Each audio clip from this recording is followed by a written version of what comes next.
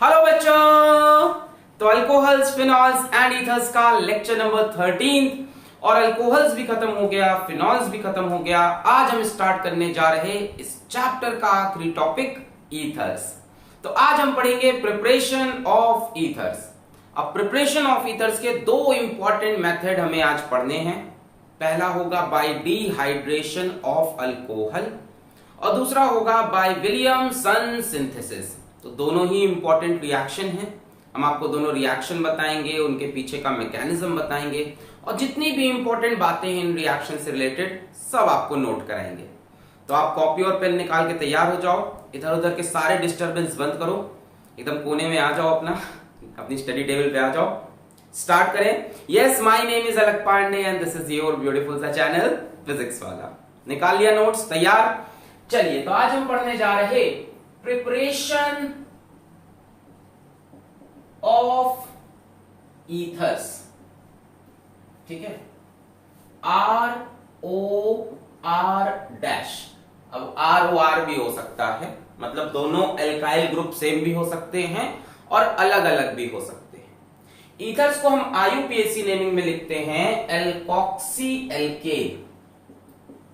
Alkoxy alkene ये कैसे होता है? देखो, दो एल्काइल ग्रुप हैं। जो छोटा एल्काइल ग्रुप है उसे लिखो एल्कोक्सी और जो बड़ा एल्काइल ग्रुप है उसको लिखो एल्केन। ठीक है, तो सिंपल तरह से एकदम बताया है। बहुत डिटेल में इसकी IUPAC देखनी हो तो आपको क्लास 11 के वीडियो उठाने पड़ेंगे। यूट्यूब पे टाइप कर दीजिएगा IUPAC ऑफ ईथर्स फिजिक्स वाला। बट आज के लिए इतना ही समझ लो, छोटे वाले को एल्कोक्सी और बड़े वाले को एल्केन। तो आज हमें इसकी प्रिपरेशन पढ़नी है। तो जो पहला मेथड हम पढ़ेंगे वो होगा bye dehydration of alcohols. Dehydration सबको पता है, रिमूवल ऑफ वाटर। वाटर को निकालना किससे? अल्कोहल से। तो जरा ध्यान दो, हम रिएक्शन लिख रहे हैं। जैसे हमने लिखा CH3 CH2OH। क्या ले लिया हमने? इथेनॉल ले लिया। और किससे डिहाइड्रेशन करेंगे? ध्यान से, कंसंट्रेटेड H2SO4।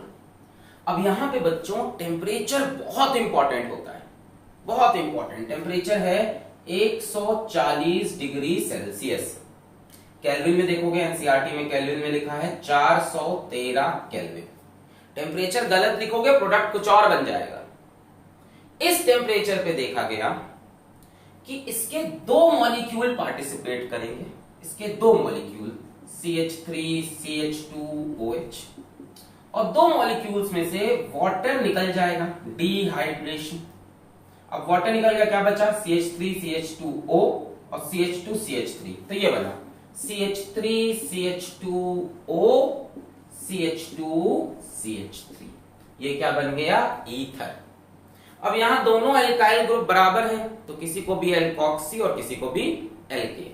तो ये इथाइल, ये भी इथाइल, तो इथॉक्सी इथेन।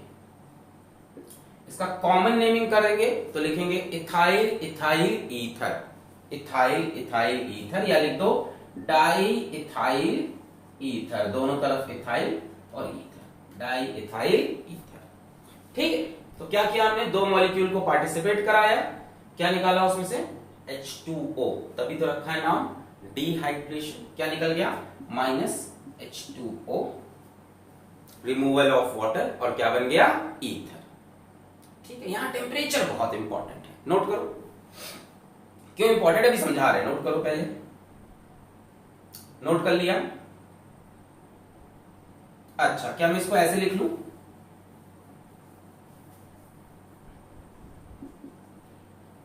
ऐसे लिख लूं?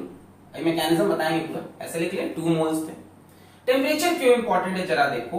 मान लो CH3 CH2OH, एरो के ऊपर फिर से कॉन्सेंट्रेटेड H2SO4 और टेम्परेचर हम लगाते हैं 170 डिग्री सेल्सियस का, वही इथेनॉल से, यानी 443 केल्विन, 443 केल्विन। इस कंडीशन में देखा गया कि इसी मॉलिक्यूल में से वाटर निकल गया, एक ही मॉलिक्यूल से। इस कार्बन से निकला OH, इस कार्बन से निकला H, यानी अभी भी डिहाइड्रेशन हो रहा। यहां से OH, यहां से H, और क्या बना CH2 double bond CH2 ethene. इसलिए मैंने कहा टेम्परेचर इंपॉर्टेंट है इस रिएक्शन में। आप टेम्परेचर लिखना भूल गए तो पता नहीं क्या प्रोडक्ट बने, ईथर बने कि इथीन बने। इनफैक्ट और भी प्रोडक्ट बनते हैं डिफरेंट टेम्परेचर पे। ये जो रिएक्शन है ना अल्कोहल का कंसंट्रेटेड H2SO4 के साथ, ये टेम्परेचर डिपेंडेंट है। हायर टेम्परेचर पे गए एल्कीन, लोअर टेम्परेचर पे आए ईथर, और लोअर टेम्परेचर पे जाओगे तो प्रोडक्ट और चेंज होगा। बता दूं मैं क्या क्या होगा, लिख लो इसको। CH3CH2OH कॉन्सेंट्रेटेड H2SO4, टेम्परेचर और कम कर देते हैं 25 डिग्री सेल्सियस 298 केल्विन। इस टेम्परेचर पे देखा गया क्या हुआ, CH3CH2OSO3H इथाइल हाइड्रोजन सल्फेट बना। Ethyl hydrogen sulphate. टेम्परेचर और कम कर दो, प्रोडक्ट फिर चेंज हो जाएगा, जरा ध्यान से।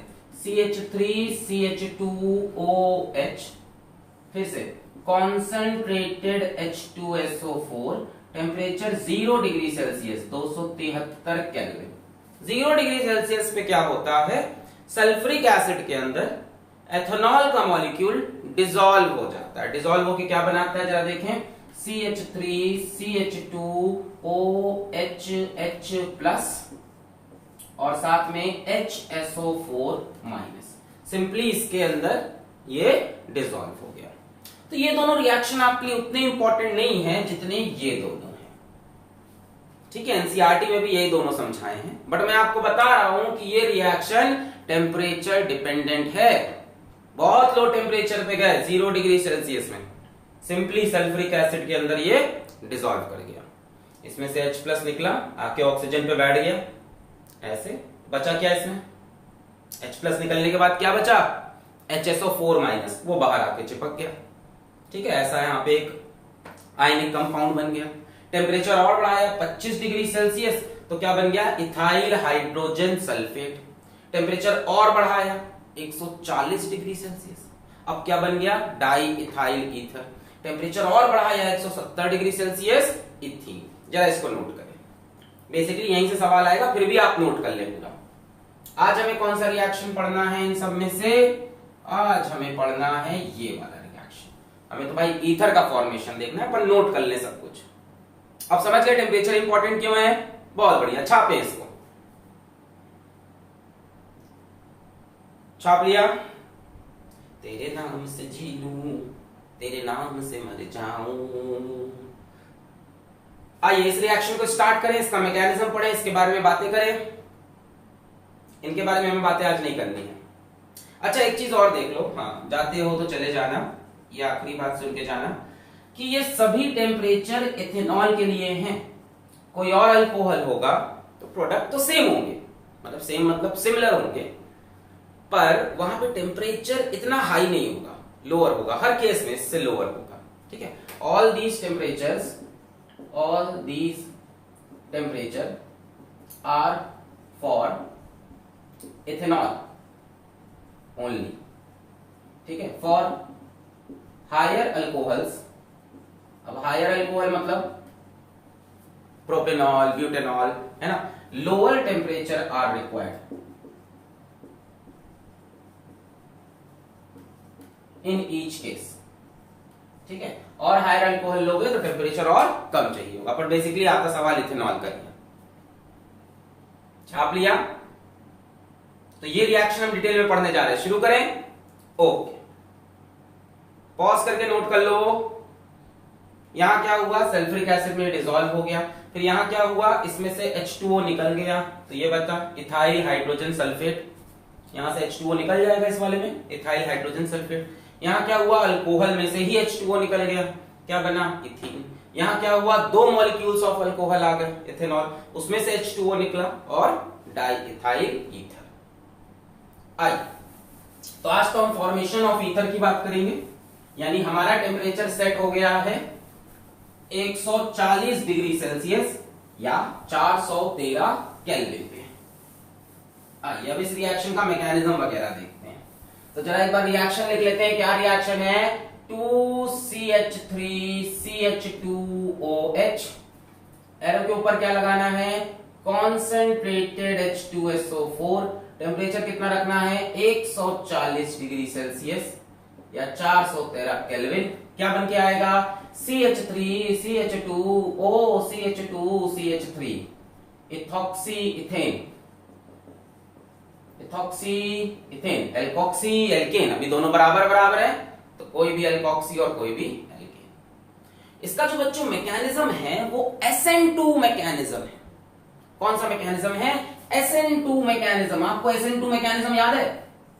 SN2 mechanism. SN2 में क्या क्या होता था? न्यूक्लियोफाइल का सब्स्टिट्यूशन होगा, न्यूक्लियोफाइल का सब्स्टिट्यूशन होगा, है कि नहीं? नाम ही क्या है? Substitution nucleophilic बाइमॉलिक्यूलर। 2 का मतलब बाइमॉलिक्यूलर, यानी इसकी आरडीएस में, आरडीएस मतलब जो इसकी स्लोएस्ट स्टेप होगी, जहां से रेट डिसाइड होगा, उसमें 2 मॉलिक्यूल इन्वॉल्व होंगे। आरडीएस में 2 मॉलिक्यूल्स आर प्रेजेंट। और बताओ और क्या याद है SN2 के बारे में? और क्या याद है? SN2 में कार्बोकेटायन बनता है। There is no carbocation. SN2 में क्या होगा? न्यूक्लियोफाइल का सब्स्टिट्यूशन होगा, सब्स्टिट्यूशन न्यूक्लियोफिलिक बाइमॉलिक्यूलर। बाइमॉलिक्यूलर मतलब जो इसका स्लोएस्ट स्टेप होगा, जहां से रेट डिसाइड होगा, उसमें 2 मॉलिक्यूल होंगे। And there will be no carbocation. और बताओ अटैक कहां से होता है न्यूक्लियोफाइल का? Attack of nucleophile from rear side, back side से अटैक होता है, पीछे से। एक न्यूक्लियोफाइल इधर से निकला तो दूसरा न्यूक्लियोफाइल पीछे से आएगा। और बताओ हम क्या चाहते हैं कि स्टेरिक हिंड्रेंस कैसा हो? स्टेरिक हिंड्रेंस कैसा हो? कम हो। स्टेरिक हिंड्रेंस जितना कम, SN2 उतना ज्यादा। कई लोग कहते हैं कि SN2 में अनस्टेबल कार्बोकेटायन। SN2 को कार्बोकेटायन से कोई लेना देना नहीं है, दिमाग से निकाल दो। SN2 में कार्बोकेटायन बनता ही नहीं। कई लोग कहते हैं कि जितना लेस स्टेबल कार्बोकेटायन उतना ज्यादा SN2। एकदम बकवास बात है ये। SN2 में स्टेरिक हिंड्रेंस कम हो, भीड़ कम हो, कार्बन के अराउंड भीड़ कम हो तो SN2। और भीड़ कम कब होती है बच्चों? 1 डिग्री में सबसे कम, उसके बाद 2 डिग्री, उसके बाद 3 डिग्री। तो यहां पे देखो हमने जो अल्कोहल लिया है वो 1 डिग्री है। 1 डिग्री है कि नहीं? अल्कोहल ऐसे कार्बन से कनेक्टेड है जो एक कार्बन से कनेक्टेड है। इतनी बातें पढ़ लो पहले। न्यूक्लियोफाइल का सब्स्टिट्यूशन होगा, एक न्यूक्लियोफाइल जाएगा, दूसरा पीछे से आएगा। Attack of nucleophile from rear side. RDS, इसकी स्लोएस्ट स्टेप में 2 मॉलिक्यूल इन्वॉल्व होंगे। There will be no carbocation. और स्टेरिक हिंड्रेंस जितना कम, SN2 उतना ज्यादा। भीड़ जितनी कम, यानी 1 डिग्री में सबसे ज्यादा, फिर 2 डिग्री, फिर 3 डिग्री। वैसे तो SN2 पे पूरा लेक्चर आप देख सकते हो, मैंने समराइज किया। आओ देखते हैं इसका मैकेनिज्म। मैंने आपको SN2 याद दिला दिया, इसका मैकेनिज्म आइए फॉलो करते हैं।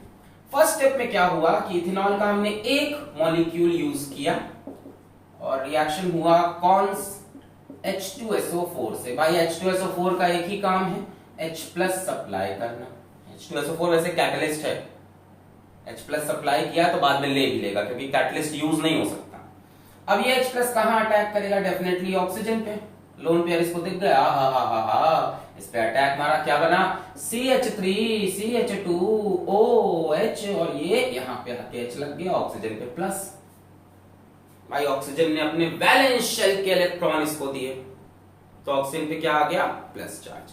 इसको हम बोलते हैं protonated alcohol. Protonated alcohol. Alcohol पे एक प्रोटॉन आकर चिपक गया।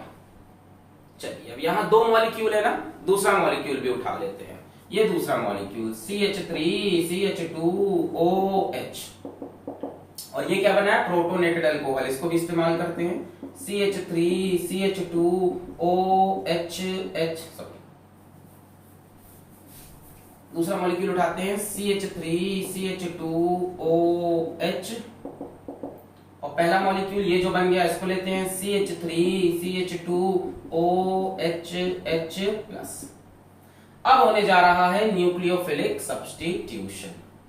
अब होने जा रहा SN2। क्या होगा, इसमें से एक न्यूक्लियोफाइल निकल जाएगा और दूसरा न्यूक्लियोफाइल आ जाएगा। अच्छा ध्यान देखो, ये एक मॉलिक्यूल अनस्टेबल होगा क्योंकि इसमें से आपको पता है ये वाटर मॉलिक्यूल बाहर निकलता है, तभी तो हम H+ का अटैक कराते हैं। डिहाइड्रेशन होने जा रहा, डिहाइड्रेशन ऑफ अल्कोहल। तो ये ऑक्सीजन क्या करेगा, ये इलेक्ट्रॉन खींचकर बाहर निकलना चाहेगा कि भाई हम वाटर हैं, H2O की तरह निकल जाए, this is a very good leaving group. तो वाटर ने कहा चलो बाहर चलते हैं, पर जैसे ही वाटर इलेक्ट्रॉन खींचेगा इस कार्बन पे प्लस चार्ज आने लगेगा। तो थोड़ा सा प्लस बना लेते हैं इसके ऊपर, डेल प्लस। ठीक है, ये डेल प्लस देखकर ये जो दूसरा न्यूक्लियोफाइल है, ये क्या है इस टाइम, न्यूक्लियोफाइल, न्यूक्लियस का लवर, ये है न्यूक्लियस का लवर ऑक्सीजन, इसे चाहिए पॉजिटिव चार्ज। ये इस कार्बन पर अटैक मारेगा। देखो अब, attack of nucleophile from rear side, back side से। इधर से एक न्यूक्लियोफाइल बाहर गया, पीछे से एक न्यूक्लियोफाइल आया, इधर से ये बाहर, ये पीछे से आया। तो क्या बनने वाला है, क्या बनने वाला है, यहां बना है CH3 CH2 और क्या है O, और क्या लगा है O से H, और O किसको जुड़ेगा इससे, CH2 CH3, और इस O पे आ जाएगा प्लस चार्ज। क्या हुआ, ये इलेक्ट्रॉन खींच कर गए, इसके ऊपर प्लस आया, ऑक्सीजन ने अपने वैलेंस शेल के इलेक्ट्रॉन इनको दिए, ऑक्सीजन ने प्लस चार्ज ले लिया। हाँ, इसमें एक ये चीज है कि इसके ऊपर प्लस चार्ज एक्चुअल में आता नहीं है, ये सब एक ही स्टेप के अंदर होगा। अगर इस पे प्लस चार्ज आ जाता तो कार्बोकेटायन बन जाता, but in SN2 there is no carbocation. तो ये एक ही स्टेप के अंदर हुआ, ऐसा नहीं कि इसमें से पहले ये निकला, ये कार्बोकेटायन बनाकर वेट किया, फिर इसने अटैक। क्लियर हो गई बात, ये नहीं कि H2O निकला फिर कार्बोकेटायन वेट कर रहा है फिर इसने अटैक। एक ही स्टेप में यहां से H2O निकला, इसके ऊपर जैसे ही प्लस चार्ज डेवलप हुआ, ऑक्सीजन ने लोन पेयर कोऑर्डिनेट किए और इसका प्लस चार्ज अपने ऊपर उठा लिया। यहां तक क्लियर है, ईथर बनने वाला है, यही तो चाहिए हमको, CH3 CH2O CH2 CH3। दिक्कत ये H की है, अब ये H हटाना है। जरा ध्यान से देखो, यहां तक समझ में आ गया होगा, जरा ध्यान से देखो, ये कैटलिस्ट है, कैटलिस्ट यूज नहीं हो सकता। H2SO4 ने इस स्टेप में H+ अपना दिया है, अपना H+ दिया है, तो इसको अपना H+ वापस चाहिए। H2SO4 ने H+ जब दे दिया तो क्या बचा, HSO4-, इसमें से H+ निकाल लो, क्या बचा HSO4-। तो अब आया HSO4-, ये H+ हमको दे दे ठाकुर, ये हमारा है। इसने कहा ठीक है, हाइड्रोजन से कहो इलेक्ट्रॉन वापस करे ऑक्सीजन को और H+ बनकर इसके साथ निकल जाए, यानी हमें मिल गया H2SO4। तभी तो ये कैटलिस्ट हुआ।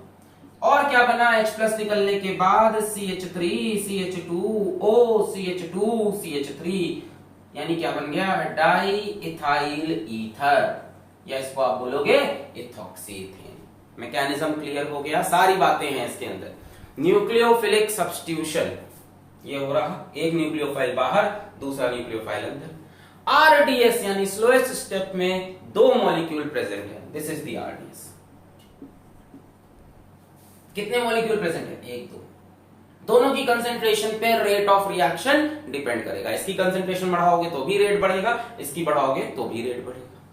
और क्या है, नो कार्बोकेटायन, कहीं कोई कार्बोकेटायन नहीं, जैसे ही ये निकला वैसे ही अटैक मार देगा, ये जुड़ता जाएगा ये हटता जाएगा। याद है SN2, ये इधर से जुड़ता जाएगा ये निकलता, जैसे मान लो ये कि R है, तो यहां से एक न्यूक्लियोफाइल बाहर होगा और यहां से दूसरा न्यूक्लियोफाइल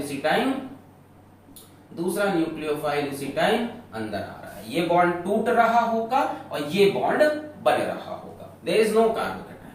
और क्या बोला है, attack of nucleophile from rear side, देखो पीछे से अटैक हुआ।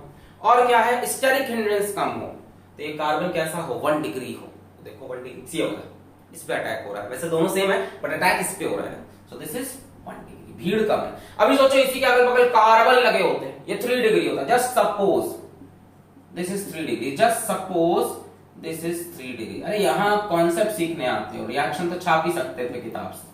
मान लो ये 3 डिग्री होता, अब क्या ये इस पे अटैक कर पाता है?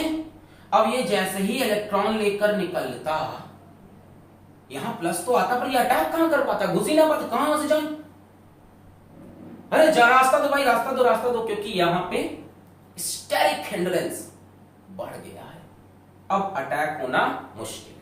इसीलिए मैंने बोला कि 1 डिग्री का अल्कोहल हो या 1 डिग्री का आपका रिएजेंट हो, 3 डिग्री में अटैक की पॉसिबिलिटी नहीं है। कहां से घुसेगा, ये निकलता रहेगा, ये जाएगा किधर से, अभी तो रास्ता बहुत खाली था तो घुस गया।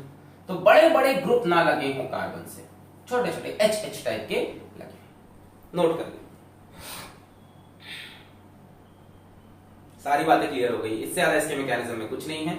देखो डिहाइड्रेशन यहां पे हो रहा, डिहाइड्रेशन ऑफ अल्कोहल, मैकेनिज्म सारे अल्कोहल का यही रहेगा, बट इथेनॉल के केस में टेम्परेचर ये है। पॉज करके नोट करें, छाप लिया, छाप लिया, मिटा दें, बहुत बढ़िया। चलिए, तो इससे रिलेटेड सभी इंपॉर्टेंट बातें हमने आपको यहीं पे लिखवा दी। अब आते हैं सेकेंड मेथड ऑफ प्रिपरेशन पे, सेकेंड मेथड ऑफ प्रिपरेशन जो कि बहुत इंपॉर्टेंट है, and that is Williamson synthesis. अच्छा एक चीज और, यही रिएक्शन ना एक और रिएजेंट से हो सकता है, ध्यान से देख लो, नोट कर लो लास्ट में, dehydration of alcohol, dehydration of alcohol can also be done with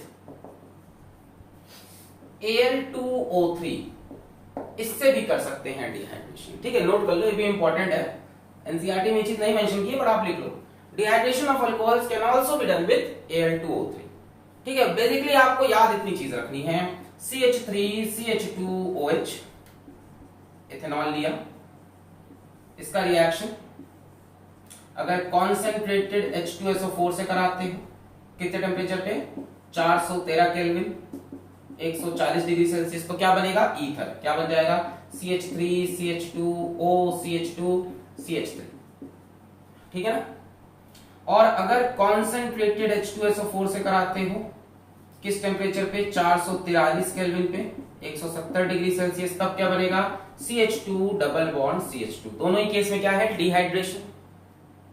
अब बता रहे, इसका पहले इसका समझ लो, यानी लोअर टेम्परेचर पे बनता है, बोलो, इथॉक्सी इथेन, और हायर टेम्परेचर पे बनता है इथीन, ठीक है।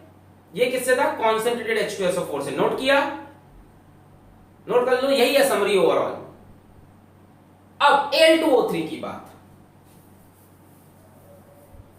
अगर इसी में मैं Al2O3 यूज करूं विथ Al2O3, तो कहानी वैसे ही रहेगी, यहां लोअर टेम्परेचर होता है 250 डिग्री सेल्सियस और हायर टेम्परेचर 350 डिग्री सेल्सियस, ये डिफरेंस है। वहां पे भी लो टेम्परेचर पे ये था, हायर टेम्परेचर पे यहां पे भी, नोट कर लें, ठीक है। ये वेपर फेज में होता है, किसमें, वेपर फेज में।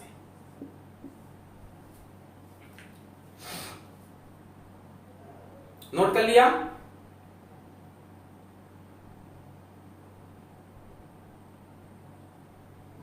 चलिए अब हम पढ़ते हैं सेकेंड मेथड आज का, विलियमसन सिंथेसिस। देखो छोटी छोटी चीज अगर छोड़ दोगे, क्या पता कौन सा सवाल वहां फंस जाए। विलियमसन सिंथेसिस ऑफ ईथर्स, बड़ा फेमस है ये, विलियमसन सिंथेसिस ऑफ ईथर्स। इसमें क्या होता है, इसमें हम लेते हैं एक एल्काइल हैलाइड R1X, क्या लिया आपने, एक एल्काइल हैलाइड लिया, और आप लेंगे एक सोडियम एल्कोक्साइड, मतलब R2ONA, ये क्या है, सोडियम एल्कोक्साइड, ठीक है। ये जो ग्रुप होता है ये एल्कोक्साइड होता है, R दोनों का अलग अलग कर लिया हमने, एक कोई और एल्काइल ग्रुप, एक कोई और, सेम भी हो सकता है, ये होता है एल्कोक्साइड, इसके साथ सोडियम लग गया। इसमें जो रिएजेंट आप यूज करते हो वो होता है ड्राई ईथर। क्या होगा, बड़ा आसान है, यहां से X माइनस निकालो, उसको Na प्लस से जोड़ दो, क्या निकल गया, NaX। यहां से क्या बचेगा, R1 प्लस R2O माइनस, यानी R1O R2 क्या बन गया, ये है विलियमसन सिंथेसिस। एक एग्जांपल तुरंत देख लो, मान लो हम यहां पे ले लें CH3I प्लस C2H5ONA, ये क्या हो गया, सोडियम इथॉक्साइड, और ये मिथाइल आयोडाइड। एरो के ऊपर लिख दो ड्राई ईथर, ये क्या है, सोडियम इथॉक्साइड, लिख लो सोडियम इथॉक्साइड। क्या निकलेगा यहां से I माइनस, यहां से Na प्लस, क्या निकल गया NaI, क्या बचेगा C2H5O माइनस CH3 प्लस, तो CH3O C2H5। अब यहां देखो एक छोटा है ये, तो ये बन जाएगा मिथॉक्सी, और बड़ा वाला बन जाएगा एल्केन, इथेन। समझ गए, मिथॉक्सी इथेन। इसका कॉमन नेम क्या होता है, ये methyl ethyl ether, methyl ethyl ether, तो इथाइल मिथाइल ईथर, ठीक है। अल्फाबेटिकली चले, पहले इथाइल फिर मिथाइल ईथर। क्लियर हुआ, क्लियर हुआ। जैसे मान लो हमने ले लिया C2H5Br प्लस C2H5ONa, और एरो के ऊपर सेम ड्राई ईथर। जल्दी से बताओ क्या होगा, NaBr निकल जाएगा, NaBr, और क्या बनेगा C2H5O C2H5, क्या है ये, ethoxy ethane, di ethyl ether. Reaction समझ में आ गया। यहां पे आपको एल्काइल हैलाइड लेना है, यहां पे सोडियम एल्कोक्साइड लेना है, नोट कर लें, ठीक है। छाप लिया, मैकेनिज्म समझे इसका भी। अब क्या नाम है, विलियमसन सिंथेसिस। एल्काइल हैलाइड की जरूरत होती है इसमें, और सोडियम एल्कोक्साइड की। ये अल्कोहल से बना सकते हो, कोई अल्कोहल ले लो, जैसे इथेनॉल ले लो, इथेनॉल को ट्रीट कर दो किससे, Na से। NaOH से रिएक्ट नहीं करता इथेनॉल, याद हो तो, इथेनॉल NaOH से रिएक्ट नहीं करता, फिनॉल करता है, तो इथेनॉल को Na से रिएक्ट करा दो, ये बन जाएगा, ठीक है। छाप लिया। मैकेनिज्म देखें इसका, आई मिटा रहे, कौन सा देखा जाए, कौन सा देखा जाए, ये वाला किसी एक से, और मैकेनिज्म समझते हैं इसका पूरा, कौन सा देख लिया जाए, ये वाला देखा जाए, और इससे इसका मैकेनिज्म समझते हैं। आइए, विलियमसन सिंथेसिस का मैकेनिज्म देखते हैं।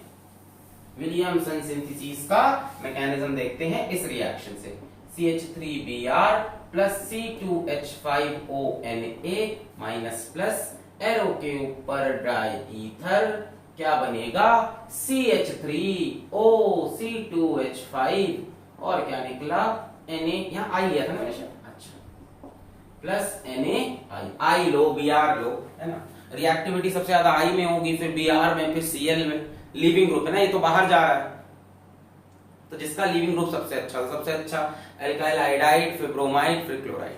इसका मैकेनिज्म भी SN2 है, इसका मैकेनिज्म भी क्या है, SN2 है, सेम SN2 मैकेनिज्म देखा जाए। यानी यहां भी अटैक कहां से होगा, पीछे देखो, पीछे से कार्बोकेटायन नहीं बनेगा। रेट डिटरमाइनिंग स्टेप में 2 मॉलिक्यूल, और स्टेरिक हिंड्रेंस कम होना चाहिए। आओ समझते हैं, पहले स्टेप में क्या करेंगे, C2H5O माइनस Na प्लस को लिया, इसमें से आयंस अलग अलग हुए, C2H5O माइनस Na प्लस अलग अलग। अब ये हमारा बन गया न्यूक्लियोफाइल, ये अटैक मारने जा रहा है, ये रहा न्यूक्लियोफाइल। इसको न्यूक्लियस से प्यार होगा, माइनस चार्ज है इसके ऊपर, बड़ा तगड़ा न्यूक्लियोफाइल होता है ये। Alkoxide is a very strong nucleophile, हल्का फुल्का नहीं है, वेरी स्ट्रॉन्ग न्यूक्लियोफाइल। अच्छा, अब ये आया इस मॉलिक्यूल के पास, कौन आया, C2H5O माइनस आया किसके पास, CH3I के पास। अब मेन रिएक्शन होने जा रहा अपना। अब क्या होगा, यहां से ये आयोडीन बाहर निकलना चाहिएगा, जैसे ही निकलना चाहेगा इस पे थोड़ा सा प्लस डेवलप होगा, जैसे ही प्लस डेवलप होने लगा ये O पीछे से अटैक मारेगा, अटैक फ्रॉम रियर साइड, जिधर से I निकला अटैक उसके अपोजिट साइड से होगा, कोई कार्बोकेटायन नहीं बनेगा, कोई रीअरेंजमेंट नहीं हो सकता। SN2 में ये सारी चीज याद रखनी है। ये क्या हो रहा, SN2 सब्स्टिट्यूशन किसका, न्यूक्लियोफाइल का। एक न्यूक्लियोफाइल बाहर गया, एक न्यूक्लियोफाइल अंदर आया, सब्स्टिट्यूशन न्यूक्लियोफिलिक बाइमॉलिक्यूलर। इसके RDS में कितने मॉलिक्यूल इन्वॉल्व हैं, बाई, तो इसको बढ़ाओगे तो भी रेट बढ़ेगा, इसका कंसेंट्रेशन बढ़ाओगे तो भी बढ़ेगा, रेट दोनों पे डिपेंड कर रहा, बाई मॉलिक्यूलर SN2। साथ में देखो SN2 भी तुमको आज क्लियर है क्या, कार्बोकेटायन नहीं बनेगा, अटैक पीछे से होगा। और क्या बताया मैंने, रेट डिटरमाइनिंग स्टेप में 2 मॉलिक्यूल इन्वॉल्व होंगे और स्टेरिक हिंड्रेंस। रुक जाओ पहले इतना बनाते हैं। तो यहां से I माइनस बाहर निकला, डेफिनेटली उसको Na प्लस ले जाएगा, अभी हमें उससे मतलब नहीं। क्या बनेगा, C2H5OCH3 बन गया अपना, C2H5OCH3। इस कार्बन पे क्या प्लस डेवलप हो पाएगा, नहीं, बस जैसे ही डेवलप हुआ वैसे ही अटैक, इधर से ये जुड़ रहा होगा, इधर से ये निकल रहा होगा, देखो ये बनेगा ऐसे, C2H5O माइनस टक टक टक टक टक, CH3 टक टक टक टक टक, ये बन गया इसका क्या, ट्रांजिशन स्टेट। पिछली बार यही समझा रहा था मैं, जगह कम थी, ट्रांजिशन स्टेट। ये निकल रहा होगा, ये आ रहा होगा, ठीक है, इसके ऊपर डेल माइनस, इसके ऊपर डेल प्लस। अगले स्टेप में क्या हुआ, ये I माइनस निकल गया और बन गया C2H5OCH3। क्लियर हो गया। अब बात आती है स्टेरिक हिंड्रेंस वगैरह की, भीड़ कम, कहां भीड़ कम हो, इस पे कि इस पे, सोच के बताओ, आप बताओगे इस पे भीड़ कम चाहिए कि इस पे भीड़ कम चाहिए, इस पे, अटैक इसी के ऊपर हो रहा है ना।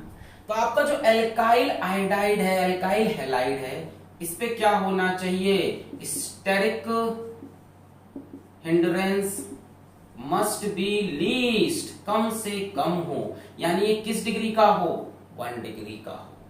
2 डिग्री में भी भीड़ हो जाएगा और 3 डिग्री में तो बहुत भीड़ हो जाएगा। अभी सोचो यहीं पे ऐसा एल्काइल आयोडाइड होता, CH3 I, अब ये तो इधर से निकलना चाहते, पर ये कहां से घुसते, अरे भैया जगह ही नहीं है, कहां से घुसूं अंदर,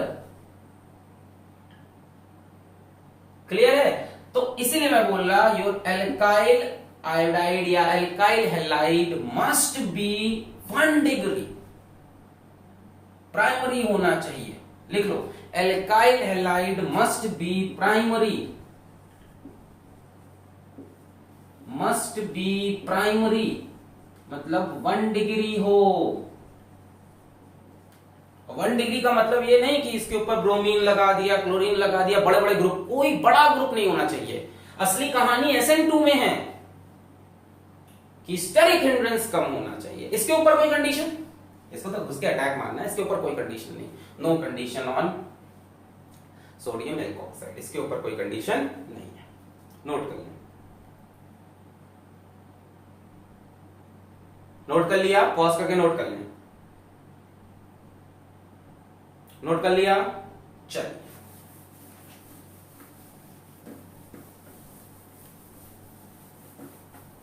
SN2 अब एकदम क्लियर हो गया होगा आज के लेक्चर में, बहुत बढ़िया। तो फिर से हम इसको लिख लेते हैं, R1X plus R2O minus Na plus dry ether. Sir बार बार क्यों लिखते हैं, मैं चाहता हूं आपके दिमाग में बैठ जाए रिएक्शंस, R1O R2 NaX। अब इसमें कंडीशन क्या आई है कि ये कैसा होना चाहिए, 1 डिग्री होना चाहिए, और इसके ऊपर देयर इज नो कंडीशन, क्योंकि ये तो न्यूक्लियोफाइल अटैक मार रहा है, अटैक इस पे हो रहा है, क्लियर है। और देखा आपने I माइनस बाहर निकला था, तो जितना बेटर लीविंग ग्रुप उतना ज्यादा रेट ऑफ रिएक्शन, यानी सबसे अच्छा एल्काइल आयोडाइड, फिर ब्रोमाइड, फिर क्लोराइड, क्योंकि लीविंग ग्रुप सबसे अच्छा आयोडाइड है, ठीक है। अच्छा, अब जैसे एक क्वेश्चन बन गया बहुत बढ़िया, मान लो हमसे कहा कि A प्लस B, A है आपका एल्काइल हैलाइड, मान लो क्वेश्चन बन गया A प्लस B, A है आपका एल्काइल हैलाइड और बी है आपका सोडियम एल्कोक्साइड, और इन दोनों का रिएक्शन कराया in the presence of dry ether, और जो प्रोडक्ट बना वो कुछ ऐसा है CH3C CH3 CH3 O sorry CH3O CH3, हाँ सही है OCH3। अब हमसे कहा आप ए और बी का प्रोबेबल स्ट्रक्चर बताइए, probable structure of A and B, probable structure of A and B. दो मैं चॉइस देता हूं, एक चॉइस ये है ए और बी की, CH3IBr, जो भी ले लो, मैंने आई ले लिया, कुछ भी ले सकते थे, और ये हो CH3C CH3 CH3ONA, यहां से NaI निकलेगा, वो बनेगा। दूसरी चॉइस ये है CH3C CH3 CH3I plus CH3ONA। देखो दो चॉइसेस हैं, ए ये हो या ए ये हो, बी ये हो या ये हो। यहां से क्या होगा, आई निकलेगा Na निकलेगा, वो मॉलिक्यूल बन जाएगा। यहां से भी क्या होगा, आई निकलेगा Na निकलेगा, वही मॉलिक्यूल बन रहा। कौन सा सही है? एल्काइल हैलाइड कैसा हो अपना 1 डिग्री, यानी ये सही है, ये नहीं हो सकता। एल्काइल हैलाइड कैसा ले लिया आपने 3 डिग्री, विच इज रॉन्ग, ये सही है। इसमें रिएक्शन मस्त हो जाएगा, यहां से NaI निकल जाएगा, बनेगा CH3C CH3 CH3O CH3 NaI। यहां से काम नहीं होगा, इससे काम नहीं होगा, 3 डिग्री का एल्काइल हैलाइड नहीं हो सकता। नोट करो, हाँ तुम्हारे दिमाग में सर इसमें क्या होगा वो बता रहे हैं, वो बता रहे, पहले इतना नोट करो। चलो, what if alkyl halide is 3 degree, question यहीं पे लिख लो, what if alkyl halide is 3 degree, what if alkyl halide is 3 degree, सवाल उठा मन में, what if alkyl halide is 3 degree. Answer लिखो, एलिमिनेशन टेक्स प्लेस,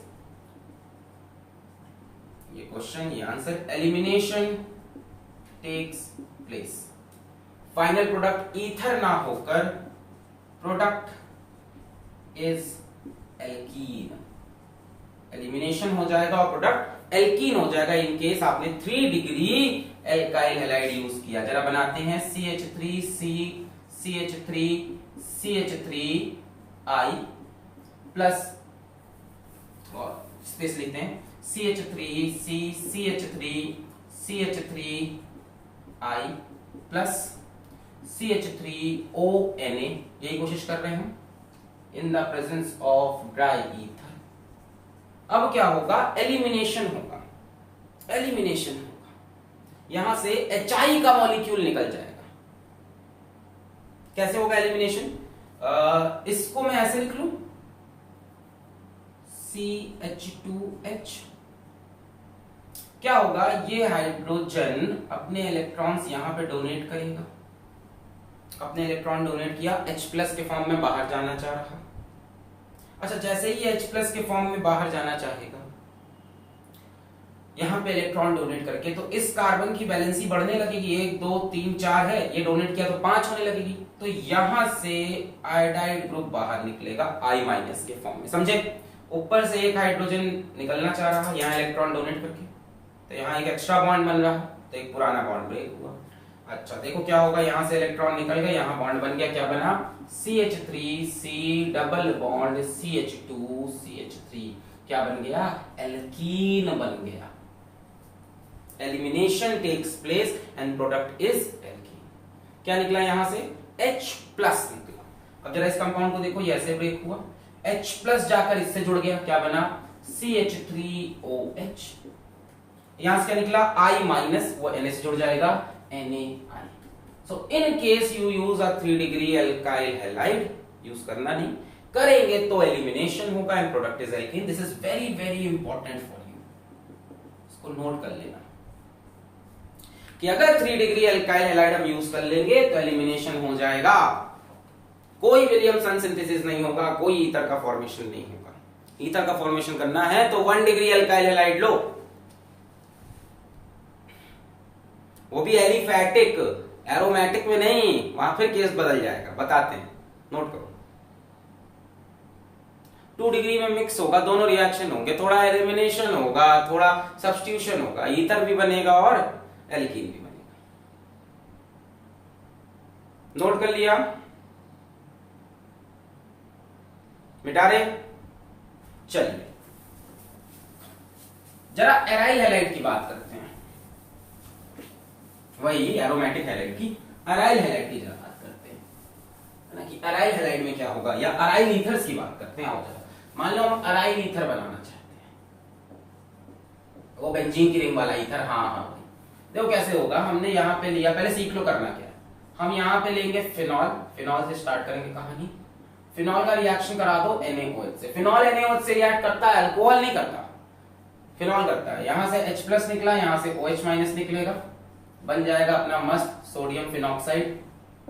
इससे तो आप अब तक फेमिलियर हो गए होंगे, ये बन गया।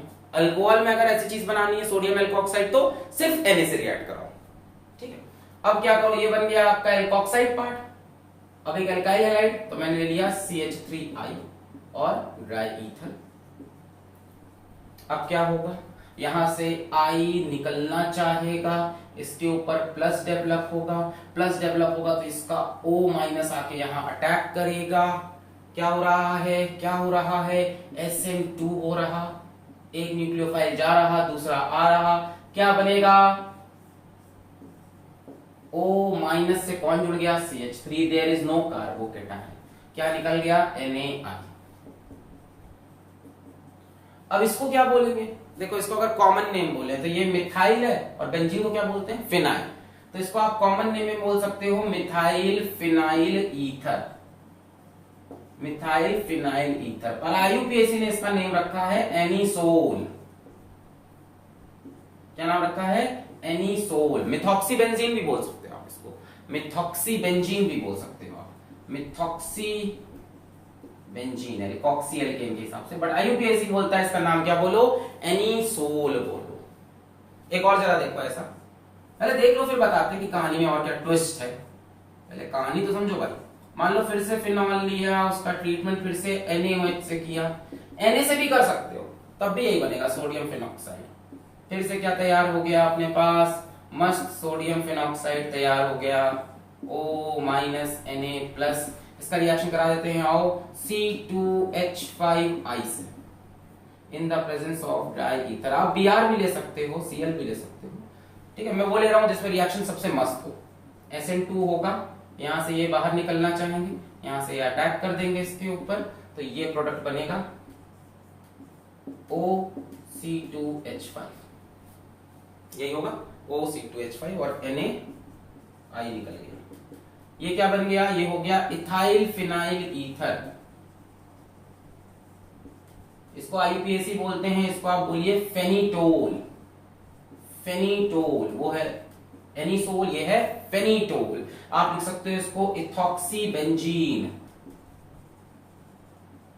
तो ये कौन से ईथर बन गए, अराइल ईथर बन गए। एनिसोल पूछ सकता है सबसे ज्यादा, या फेनिटोल। अब इसमें एक ट्विस्ट ये है, नोट कर लो, ट्विस्ट ये है कि आपको एक तो RX चाहिए, एक RONA चाहिए। क्या ये कर सकते हैं हम, ट्विस्ट ये, अपने आप जवाब देना, क्या हम ये कर सकते हैं कि इसको RX वाला ग्रुप पकड़ लें और यहां से RONA ले लें। अब बताओ क्या काम बनेगा कि नहीं। कंडीशन क्या थी, कंडीशन थी जो एल्काइल हैलाइड हो वो कैसा हो, बोलो 1 डिग्री हो, ठीक है, कैसा हो 1 डिग्री। तो क्या ये 1 डिग्री है, ये कार्बन 2 कार्बन जुड़ा, 1 डिग्री भी नहीं है, चलो मिक्सचर ऑफ प्रोडक्ट आएगा।